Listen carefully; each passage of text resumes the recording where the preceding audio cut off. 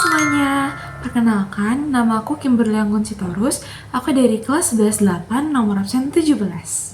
Nah, melalui video ini, aku akan menyampaikan beberapa hal yang aku ketahui mengenai Heiho.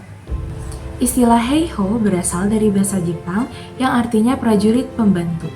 Heiho merupakan pasukan pembantu militer yang dibentuk oleh pemerintah pendudukan Jepang di Indonesia pada April 1943 saat masa Perang Dunia Kedua.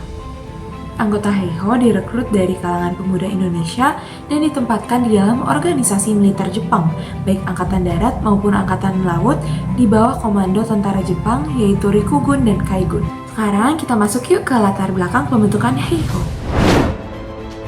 Latar belakang pembentukan Heiho berkaitan erat dengan semakin terdesaknya posisi Jepang dalam Perang Dunia Kedua, terutama setelah kekalahan Jepang di berbagai front pertempuran melawan sekutu. Jepang mengalami kekurangan tenaga militer sehingga membutuhkan tambahan pasukan dalam jumlah yang besar. Di sisi lain, kondisi sosial ekonomi masyarakat Indonesia saat itu sangat sulit akibat eksploitasi kolonial, sehingga Jepang memanfaatkan keadaan tersebut untuk merekrut pemuda Indonesia dengan janji gaji, makanan, dan status sosial yang lebih layak.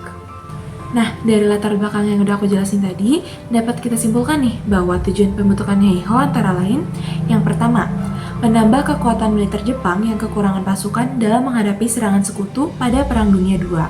Yang kedua, yaitu untuk memanfaatkan tenaga pemuda Indonesia untuk mendukung pertahanan, logistik, dan juga penguasaan wilayah Jepang di Indonesia. Ada beberapa syarat yang harus dipenuhi untuk dapat bergabung menjadi bagian dari tentara Heiho.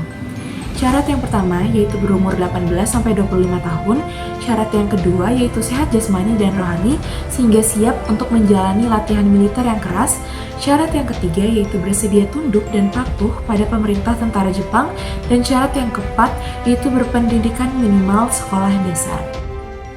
Nah, teman-teman, meskipun tadi di awal Jepang menjanjikan gaji, makanan, dan juga status sosial yang lebih baik, dalam praktiknya, tugas dan peran Heiho sangat berat dan beresiko tinggi. Anggota Heiho tidak hanya bertugas sebagai penjaga markas atau pembantu administrasi militer, tetapi juga dilibatkan dalam pembangunan sarana pertahanan seperti bunker, lapangan terbang, dan benteng-benteng perang. Bahkan, banyak anggota Heiho yang dikirim langsung ke medan pertempuran di berbagai wilayah Asia Tenggara dan juga Pasifik, termasuk Burma, Malaysia, dan Filipina sebagai pasukan garis depan atau tenaga pendukung logistik. Kedudukan dan perlakuan terhadap anggota Heiho sangat tidak manusiawi. Mereka berada pada posisi terendah dalam hierarki militer Jepang dan sering mendapatkan perlakuan kasar, hukuman fisik, serta diskriminasi rasial. Kesejahteraan anggota Heiho sangat minim. Mereka menerima makanan yang tidak layak, gaji yang kecil atau bahkan tidak dibayarkan, serta tidak mendapat jaminan kesehatan maupun keselamatan. Akibatnya, banyak anggota Heiho yang sakit, cacat, atau meninggal dunia selama menjalankan tugasnya. Dari segi dampak, keberadaan Heiho membawa pengaruh yang kompleks bagi bangsa Indonesia. Di satu sisi, Heiho merupakan alat penjajahan Jepang yang digunakan untuk mempertahankan kepentingan militer mereka. Namun, di sisi lain, keterlibatan pemuda Indonesia dalam Heiho memberikan pengalaman militer, kedisiplinan, dan pengetahuan tentang strategi perang. Pengalaman ini kemudian menjadi modal penting bagi perjuangan bangsa Indonesia setelah Jepang menyerah kepada sekutu pada tahun 1945.